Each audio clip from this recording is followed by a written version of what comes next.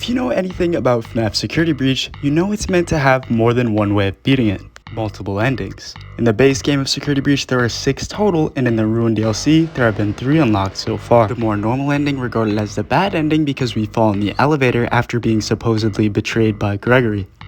Mimic. The Fredbear cutout ending, which is basically Cassie hyperventilating to herself after realizing she made a wrong turn running from the Mimic, causing her to sit there with a mask on. Yep, she did. And the silly little fun ending where the Mimic decides that it needs some style points, so it throws on a lion costume. We get a better look at the layer and what's going on in this sequence thanks to this brightened up shot from Bandit. But here's where things get tricky, because this isn't actually the end of our story.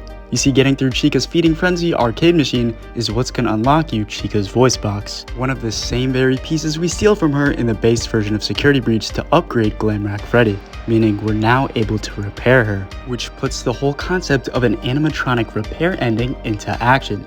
You start to wonder what else we're able to connect the dots on here. And thanks to Ruin Tracker on Twitter, we now know that in the game files, there is a 4th string that could potentially represent a new ending for the DLC.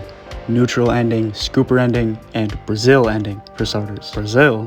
Well, yes. The movie Brazil relates to a protagonist who goes insane and retreats into a fantasy world, while the Fredbear cutout ending depicts Cassie hyperventilating, basically going crazy imagining a sort of fantasy ending that isn't real.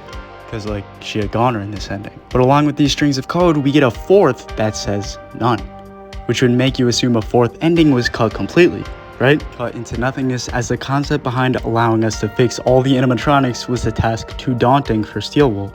Except, this isn't the end of the story. As I said, the fact this string is even here in the first place means it's enough to look into it further. And you see, along with Chica's voice box, we also see Montys' legs in a hidden location thanks to Fazfaz on YouTube, which is the only depiction I've actually seen of it so far. Something so purposely thrown out of the way definitely raises a few eyebrows. And we're able to see in this big amalgamation of parts that, yes, here they are, Montys' legs. You enter this insanely sketchy portal straight out of Minecraft while wearing the security mask, and right as we do, we're told, you got here with your own 2 feet, silly. How is it not trying to purposely throw us in the direction of the legs here?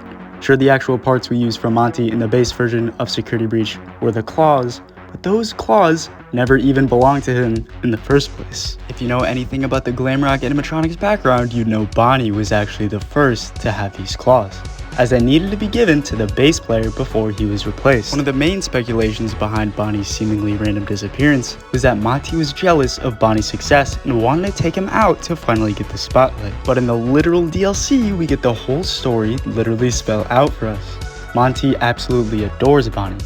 He looks up to him like an idol. If anything, the one band member he can't stand is Freddy. Notice how the spotlight depicts the 3 main Glamrocks, except for Freddy exclusively not in the spotlight. And you start to put the pieces together that Freddy and Bonnie were pretty close based on the message found in Bonnie's room. Aww. So the whole concept behind Monty's claws is complicated, but we know at the very least he doesn't really deserve them back.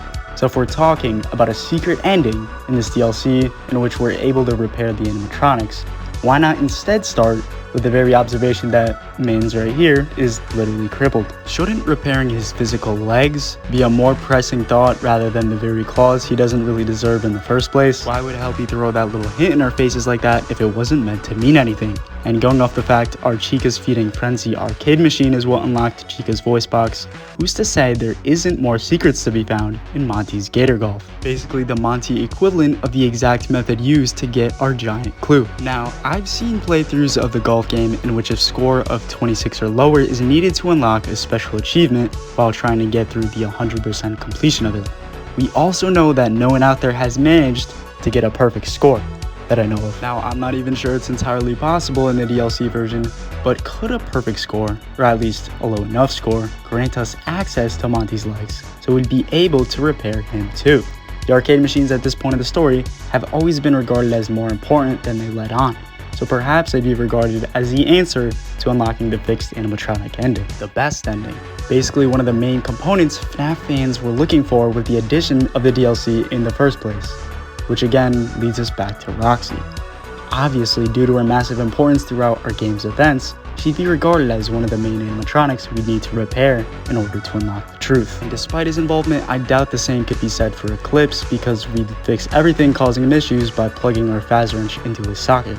we're able to ensure the lights stay on and unlock a more peaceful version of the character, no longer fighting with himself for control. But Roxy, on the other hand, specifically asks for her eyes. It's the very reason she goes cuckoo for Cocoa Puffs, trying to chase after Gregory. The eyes are the very objects we're forced to use for Freddy's objects, so where can we find them in Ruin?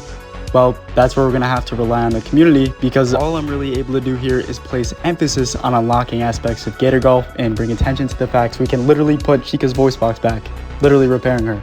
With this 4-string, I'm skeptical to the idea of our previous 3 endings being the end of our story. I feel like there's more out there that could play a huge role here.